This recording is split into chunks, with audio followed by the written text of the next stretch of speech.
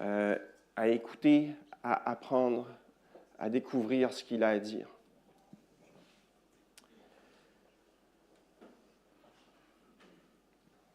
Seigneur Dieu, merci pour qui tu es dans nos vies.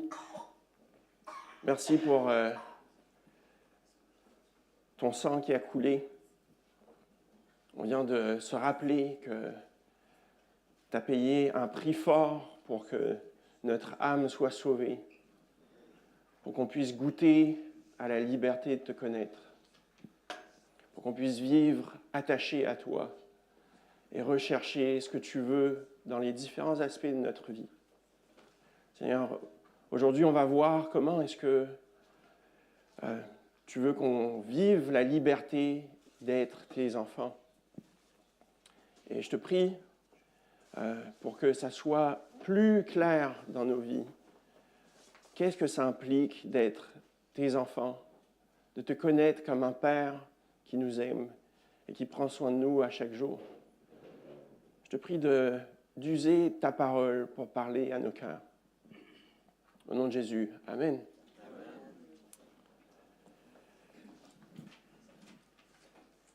Je vais juste afficher. Excellent. Donc, dimanche dernier, j'avais apporté l'enseignement sur la foi qui nous libère du mérite. Et aujourd'hui, on va continuer dans le même thème de la liberté. Une foi qui libère. C'est un sujet qui est important parce que l'opinion dominante de notre culture occidentale séculière, elle considère que le christianisme est une religion d'esclavage. Une religion qui nous dit ce que l'on peut faire ou ne pas faire. On m'a souvent posé la question, est-ce que tu es obligé de faire ça? Est-ce que tu es obligé de faire ci? Une religion un peu comme qui nous traiterait comme des esclaves. Charles Taylor, un écrivain, a commenté sur notre culture séculière. Il dit dans l'un de ses livres que l'une des choses qui caractérise la culture séculière est son engagement envers l'authenticité. L'authenticité, selon notre culture, c'est d'être réellement ce que tu ressens. Et cette authenticité, en fait, se caractérise par le fait de choisir soi-même son identité. Donc, tu choisis qui tu veux être. Tu veux être de telle race, tu peux choisir d'être de telle race. Tu veux être tel sexe, tu choisis ton sexe. Quel que soit ce que tu choisis, ce qui est important, c'est d'être authentique. Et en fait, on est un peu dans une culture qui est anti-autoritaire. C'est la raison pour laquelle le christianisme est vu comme si contraignant, qui est opposé à la liberté, à la compréhension de la liberté, comme étant faire ce qu'on veut. Pourquoi? Parce que être chrétien, c'est de recevoir une identité. On ne définit pas nous-mêmes notre identité, mais on a reçu une nouvelle identité qui est l'identité de Christ, celle d'enfant de Dieu. Et on va voir la vision de Dieu sur la liberté. Comment Dieu voit la liberté qui est différente de celle de notre culture. On va voir justement que Jésus nous libère de l'esclavage en nous faisant héritiers de Dieu. Je vous invite donc à tourner, à ouvrir votre parole dans Galates chapitre 3, verset 29, au chapitre 4, verset 7. Galates 3, 29, au chapitre 4, verset 7.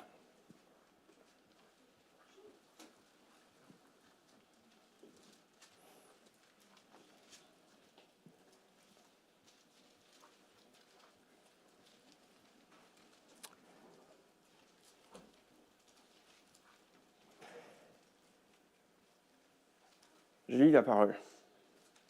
Et si vous êtes à Christ, vous êtes donc la postérité d'Abraham, héritier selon la promesse. Or, aussi longtemps que l'héritier est enfant, je dis qu'il ne diffère en rien d'un esclave, quoi qu'il soit maître de tout. Mais il est sous des tuteurs et des administrateurs jusqu'au temps marqué par le Père. Nous aussi, de la même manière, lorsque nous étions enfants, nous étions sous l'esclavage des rudiments du monde. Mais lorsque les temps ont été accomplis, Dieu a envoyé son Fils, né d'une femme, né sous la loi, afin qu'il rachetât ceux qui étaient sous la loi, afin que nous reçussions l'adoption. Et parce que vous êtes fils, Dieu a envoyé dans nos cœurs l'esprit de son Fils, lequel crie « Abba, Père ». Ainsi, tu n'es plus esclave, mais fils. Et si tu es fils, tu es aussi héritier par la grâce de Dieu. Donc, au premier abord, le texte, on le lit, et on se demande qu'est-ce que Paul voulait dire ici. Donc, il utilise l'image d'un foyer gréco-romain. Dans notre contexte, on ne comprend pas tout à fait de quoi il parle, mais on va voir exactement qu'est-ce qu'il veut dire. Donc, après avoir affirmé au chapitre 3 qu'en Christ, nous sommes des héritiers de Dieu, dans le verset 1 et 2, Paul compare un héritier avec un esclave. Ici, il utilise l'image d'un foyer de l'époque de Rome et il compare un esclave avec un héritier. Dans les foyers, il y avait ces deux types de personnes, des esclaves et des héritiers. On va commencer par voir le contexte de l'esclave. Ça pourrait heurter certaines personnes de voir que la parole utilise le modèle de l'esclavage dans ses enseignements. Je pourrais être le premier à être heurté par ça parce que je viens d'une culture, mes ancêtres ont été des esclaves. Mais l'esclave fait partie de l'histoire de l'humanité. C'est quelque chose qu'on ne peut pas changer. Et ici, Paul, il n'est pas en train de promouvoir l'esclavage, mais il utilise une réalité sociale de son temps pour expliquer quelque chose d'important, une vérité spirituelle que Dieu veut communiquer. Donc, dans la culture romaine, l'esclavage était présent, mais pas sous la forme qu'on connaît nous. Premièrement, l'esclavage n'était pas lié à la race. N'importe qui pouvait être esclave. Un juif pouvait l'être, un Italien, un Africain pouvait être esclave. Même un noble pouvait être esclave, comme une personne de classe moyenne. Aussi, ce n'était pas forcément lié à une tâche dégradante. Il y avait des esclaves qui avaient des grandes compétences, comme des médecins, des enseignants, des gérants, des administrateurs. On va voir dans le texte, il parle d'administrateurs, des érudits. L'esclave était soit une personne née d'une mère esclave, soit un prisonnier de guerre, ou soit une personne endettée. Donc, s'il y avait eu une guerre et puis qu'un peuple avait perdu la guerre, il se pourrait que ceux qui avaient perdu devenaient esclaves. Ou encore une personne qui était tellement endettée qu'il n'y avait plus assez de biens pour rembourser sa dette. Elle pouvait devenir esclave pour une période donnée, jusqu'à ce que sa dette soit remboursée. Et souvent, l'esclave domestique était très bien traité. Pour la majorité du temps, de ce qu'on voit dans l'histoire, il était aussi des fois affranchi. Donc les caractéristiques universelles de cette époque de l'esclave, c'est qu'il était obligé d'obéir et qu'il était impossible de s'échapper sans conséquence. C'est important de comprendre ça pour comprendre ce que Paul ici veut communiquer.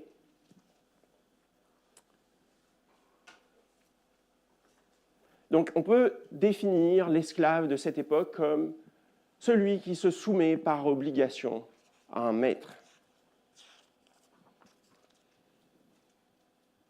Donc on a vu ce qu'était l'esclave dont Paul parle.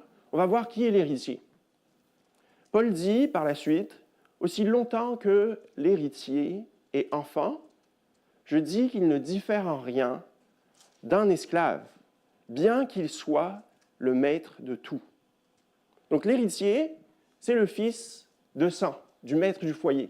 Il y a un maître qui a le pouvoir sur son foyer, et l'héritier, lui, tant qu'il est mineur, il est traité comme l'esclave du foyer. Qu'est-ce que ça veut dire? Donc le maître de la maison devait s'occuper de son foyer. Il était responsable autant des esclaves que de l'héritier. Et autant l'esclave que l'héritier devaient être soumis au maître du foyer. Au verset 2, il dit même qu'il était sous des tuteurs, l'héritier était sous des tuteurs et des administrateurs. Donc l'héritier devait obéir à des personnes qui étaient désignées pour administrer ce foyer, qui étaient souvent des esclaves. Parce qu'ils avaient cette compétence d'administrer le foyer.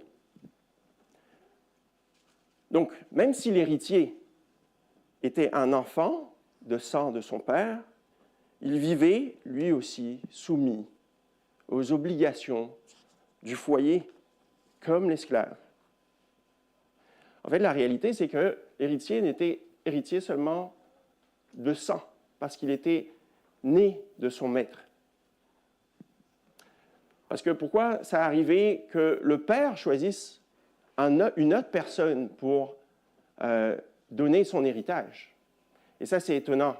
À cette époque, ça arrivait que le maître du foyer ne choisissait pas de donner son héritage à son héritier, mais à un esclave.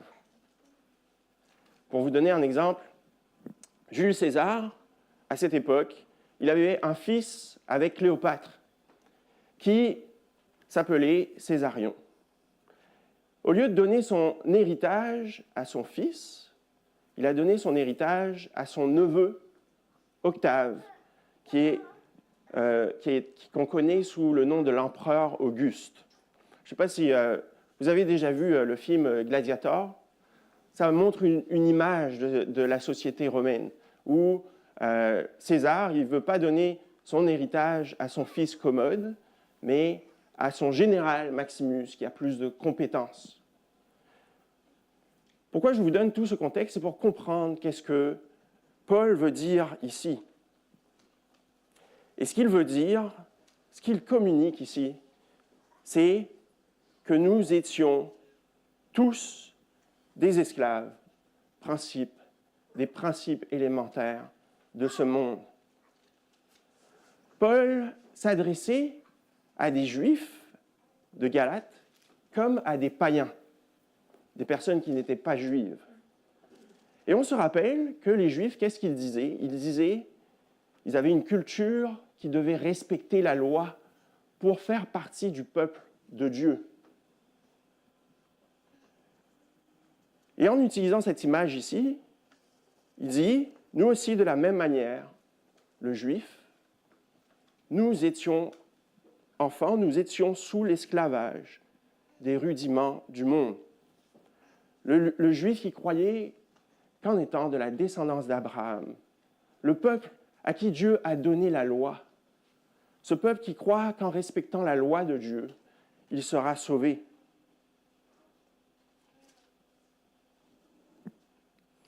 Mais Paul dit qu'il n'y a pas de différence. Ce n'est pas parce que tu respectes la loi que tu es héritier. Tu es un esclave.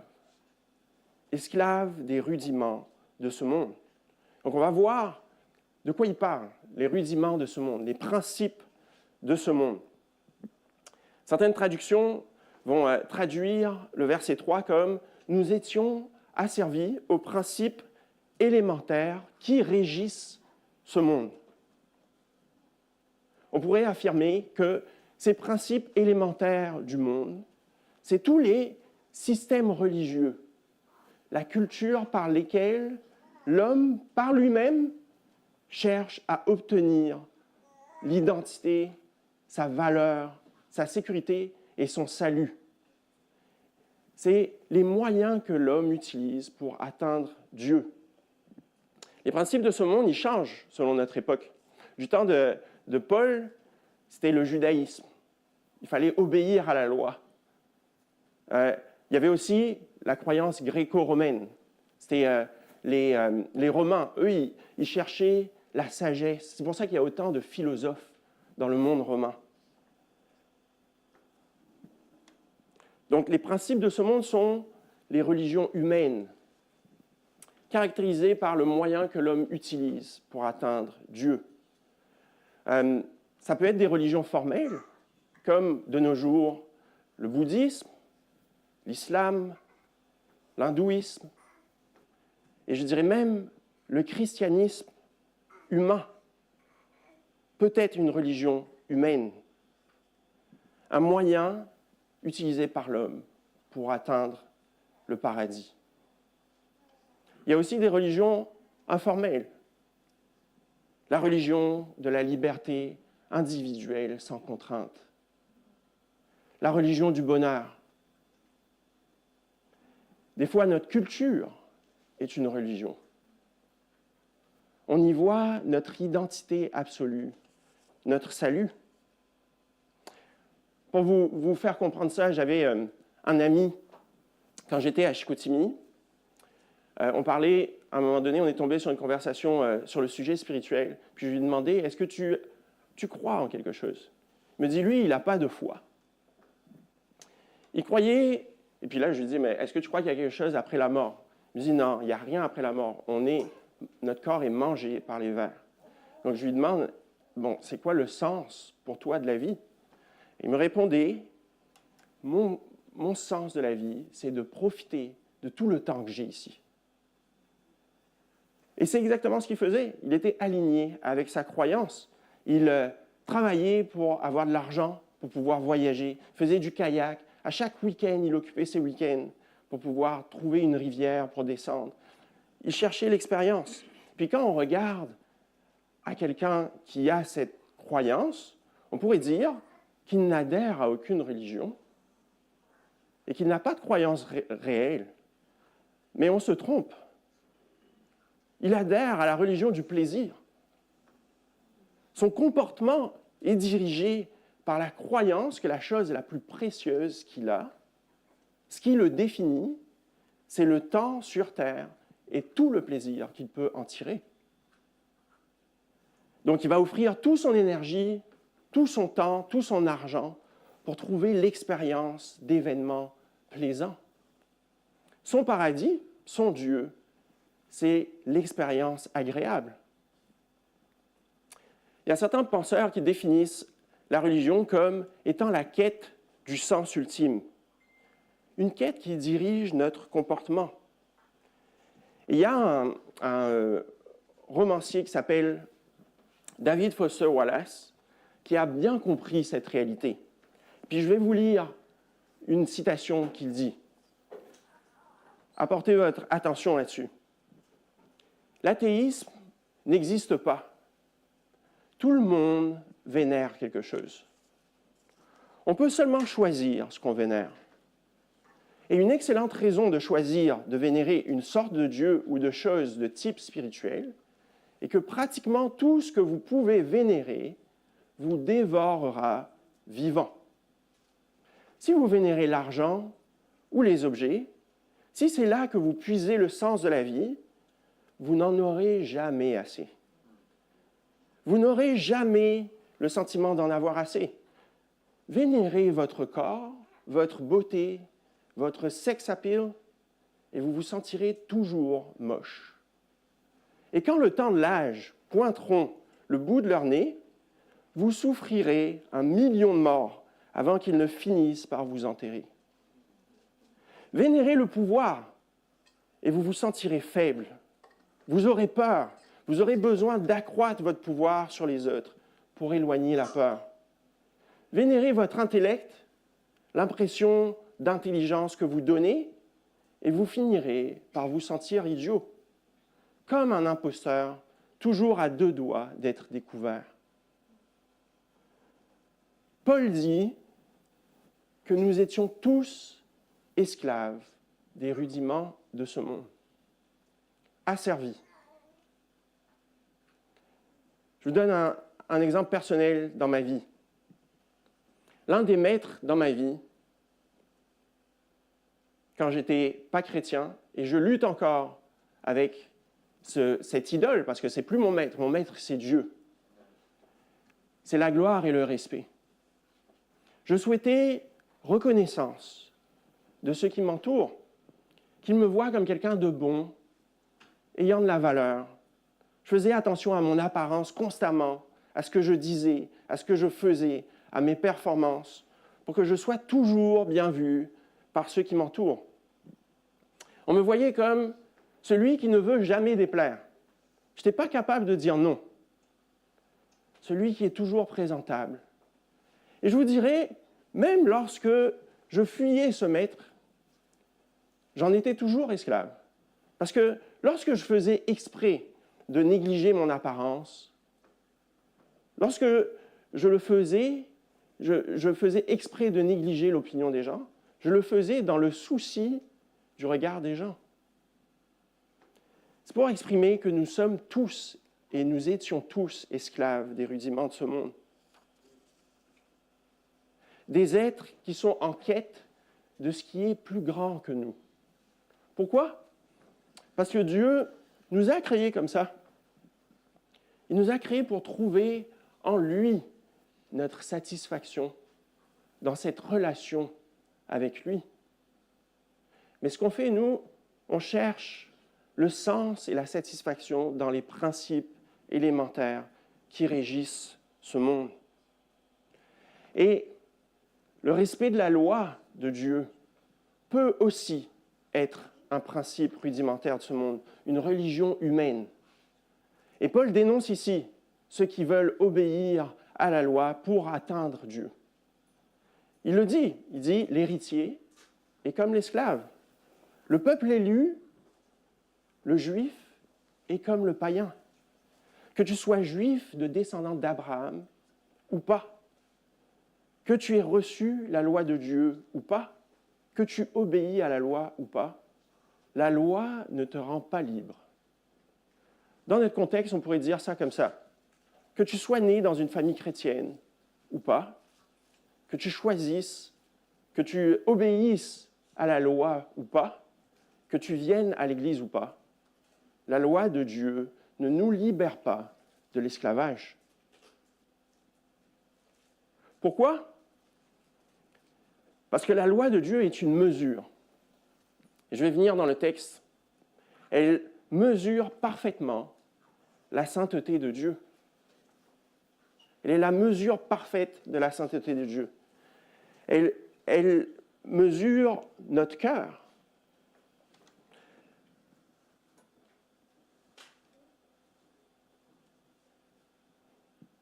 En Corinthiens 15, verset 56 nous dit « L'aiguillon de la mort, c'est le péché. Et la puissance du péché, c'est la loi. » Quand on lit ça,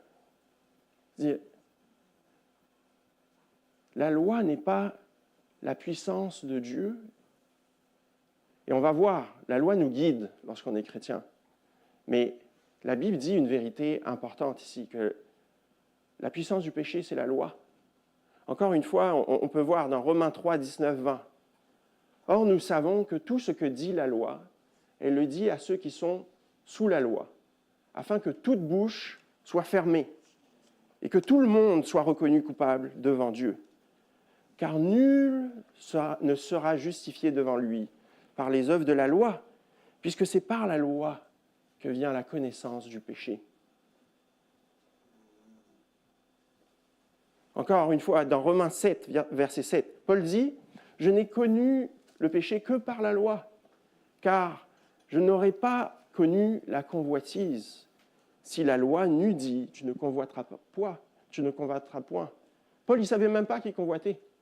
C'est la loi qui l'a fait réaliser son péché. Elle mesure bien à quel point nos cœurs sont tordus, en fait. À quel point nos cœurs sont pécheurs. Pourquoi? La loi dit, tu ne voleras pas. Il se peut que vous ne volez pas. Il se peut que je ne vole pas.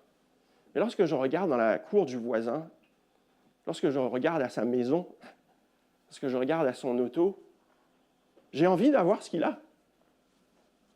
Mon cœur convoite. Il dit, tu ne mentiras pas. Et on change subtilement les vérités à notre avantage. Lorsque il y a quelque chose qui nous valorise, on va exagérer. Puis lorsqu'il y a quelque chose qui nous dévalorise, on va le minimiser. Pourquoi on a besoin de la grâce et de la puissance de Dieu pour changer nos cœurs? Pour que Dieu, en fait, utilise la loi comme un guide qui nous transforme. Mais c'est possible de faire de la loi un maître. Et faire de la loi notre maître, c'est de vouloir l'obéir sans réaliser notre besoin d'être renouvelé par la grâce de Dieu à chaque jour. Pourquoi? Parce que sans la puissance de la grâce de Dieu accessible par ce que Jésus a fait à la croix, on est incapable d'obéir à la loi. Ce qu'on fait surtout, si on veut obéir à la loi sans la grâce de Dieu, c'est qu'on se glorifie de nos bonnes actions. Lorsqu'on fait, on fait les choses bien, on se compare aux autres et on se sent supérieur. Puis lorsqu'on échoue, on croule sous la condamnation de notre échec. C'est comme la loi devient notre maître, un maître qui nous fouette. Paul nous dit que nous étions tous contraints à se soumettre à un maître. Ce maître est ce qui nous dirige, ce qui possède notre cœur.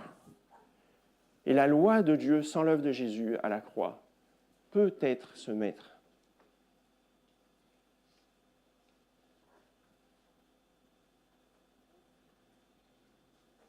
L'héritier est comme l'esclave. Et nous étions tous esclaves des principes rudimentaires de ce monde.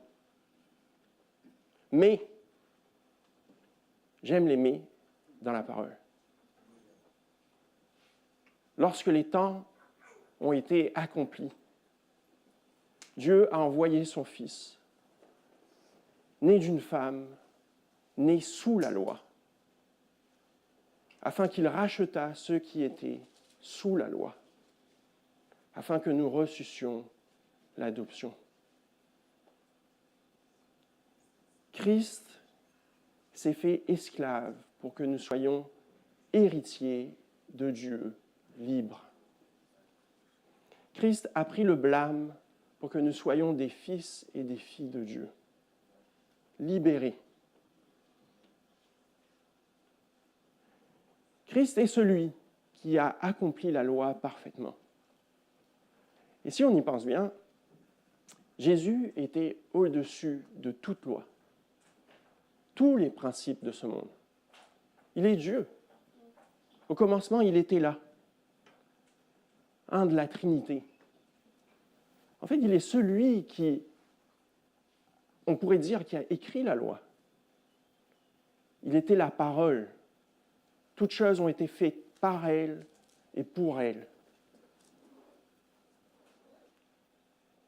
Mais il a été placé sous cette mesure, la mesure de la loi de Dieu. Dieu a envoyé son Fils, né d'une femme, né sous la loi. Et Jésus a dit, je ne suis pas venu pour abolir, mais pour accomplir la loi. Et lorsqu'on prend la loi de Dieu, la mesure de la sainteté de Dieu, de tout ce qui est juste, tout ce qui est bon, tout ce qui est parfait, on découvre que Jésus est juste. Il est la justice même. Il est bon, il est plein d'amour. Il accomplit tout ce qui est juste. mais il a pris le blâme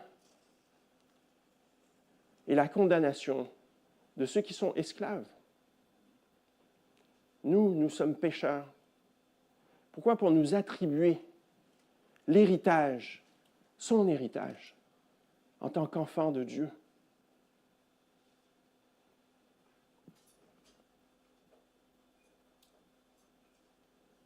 Dieu a envoyé son Fils, né d'une femme, né sous la loi, afin qu'il rachetât ceux qui étaient sous la loi, afin que nous reçussions l'adoption. Nous sommes devenus des enfants de Dieu à ceux qui croient en lui par la foi.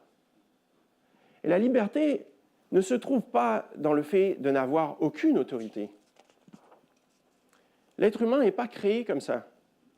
En fait, nous sommes créés pour être forcément soumis à quelque chose. Mais la liberté, c'est plutôt de revêtir pleinement l'identité pour laquelle nous avons été créés, celle d'être des fils et des filles de Dieu. Je répète cette phrase. La liberté, c'est plutôt de revêtir pleinement l'identité pour laquelle nous avons été créés, être des fils et des filles de Dieu. Et nous sommes des enfants de Dieu en Jésus. Nous pouvons vivre et agir conformément à notre identité. Pour vous expliquer cette vérité, comment Christ nous rend libres, je vais vous donner une histoire d'un pasteur que peut-être vous connaissez, qui s'appelle Timothy Keller, qui est mort aujourd'hui, qui était le pasteur d'une église à New York. Il a partagé cette histoire. Un jour, il a rencontré une femme qui est venue à son église, une nouvelle. Puis il voulait discuter avec elle.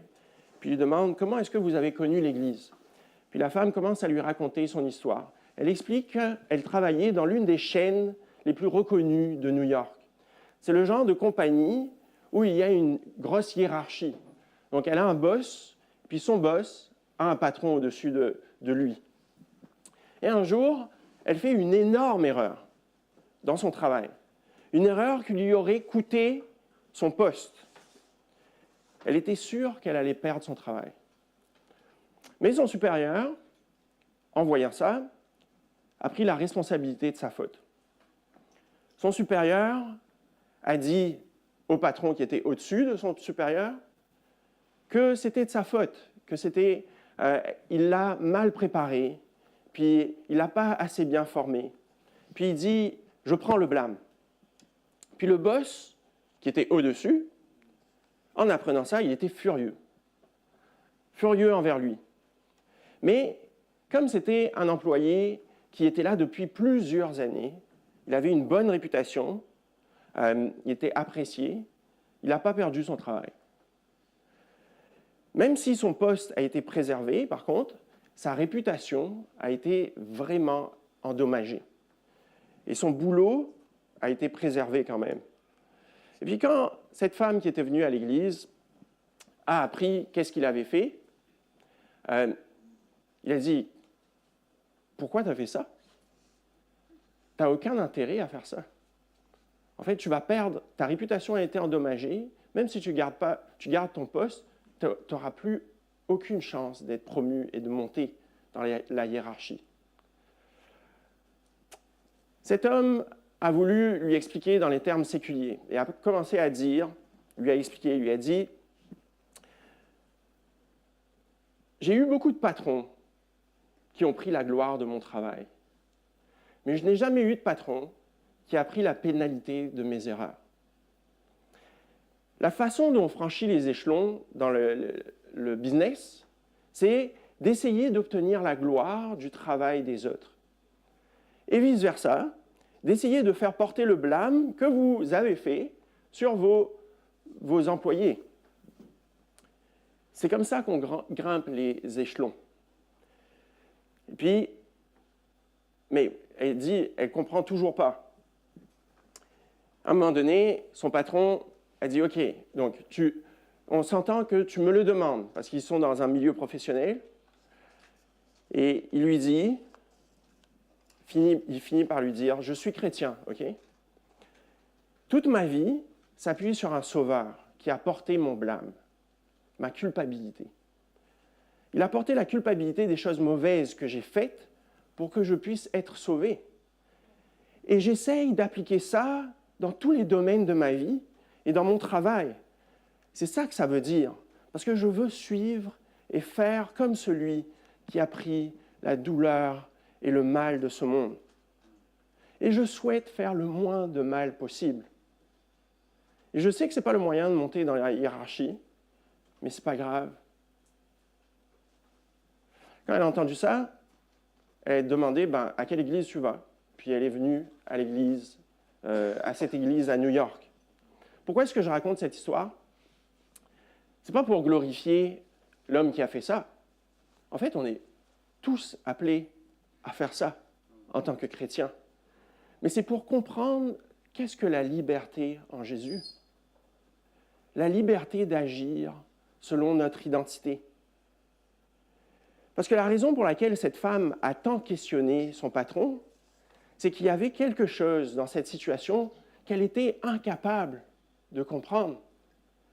Elle, qui était soumise à un maître, elle voyait une liberté qu'elle ne comprenait pas. Pourquoi? Parce que si votre carrière, c'est votre salut, si votre carrière, c'est votre maître, le salaire que vous allez faire, votre statut professionnel, ce sera votre identité principale. En fait, ce sera toute votre vie.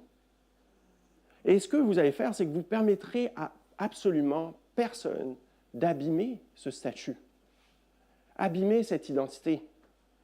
Même si vous voulez aider une collègue, même si vous voudriez aider cette femme que vous appréciez, vous ne serez jamais capable de faire ce qu'il a fait, parce que vous auriez un maître.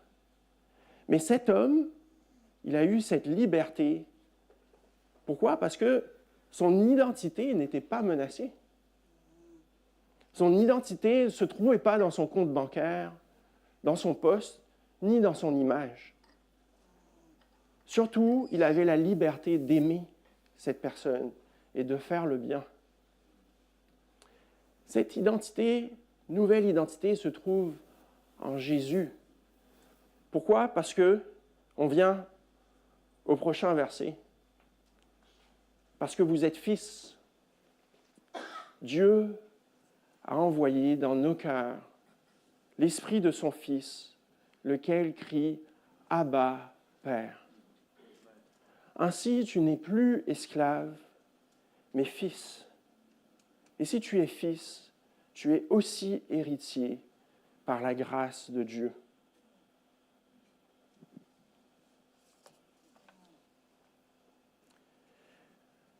Un puritain qui s'appelle Thomas Godwin, il donnait cette image.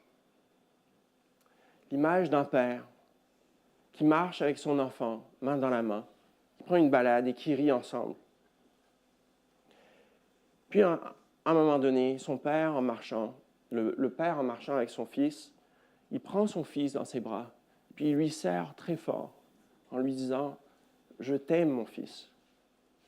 Puis il le repose par terre, puis il continue à marcher, main dans la main. On peut se poser cette question. Quand est-ce que ce fils est plus fils? Est-ce qu'il est plus fils quand il est à côté de son père? Ou est-ce qu'il est plus fils lorsqu'il est dans les bras de son père et que son père l'aime énormément en lui disant « Je t'aime ». La réponse, on sait bien. Le fils est fils. Le fils sait qu'il est légalement, rationnellement, fils de son père quand il marche à côté, autant que lorsque son père le porte dans ses bras et lui dit « Mon fils, je t'aime ». Quand le fils est dans ses bras, il expérimente une affection de son père. Et des fois, on expérimente cette affection, on ressent l'amour de Dieu. Des fois, on le ressent moins, mais ça ne change rien du tout. On est des fils, des enfants de Dieu. On est aimés par lui. Comme je l'ai dit dimanche dernier, le terme « Abba » fait référence à papa, mon papa intime. On peut appeler notre Dieu Papa. On peut lui dire, Papa, je t'aime. Papa, peux-tu m'aider dans telle situation? On peut vivre cette intimité avec notre Dieu grâce à Jésus. C'est pas pour rien que Jésus nous enseigne à prier. Il aurait pu nous enseigner en commençant par Dieu Tout-Puissant, que ton nom soit sanctifié, que ton règne vienne. Mais il dit, notre Père qui es aux cieux, que ton nom soit sanctifié et que ton règne vienne. C'est pour comprendre comment est-ce que la prière est une expression de cette intimité. Quand on parle avec notre Père, quand on l'exprime notre amour dans chaque moment de notre journée, c'est cette intimité avec lui qu'on peut goûter.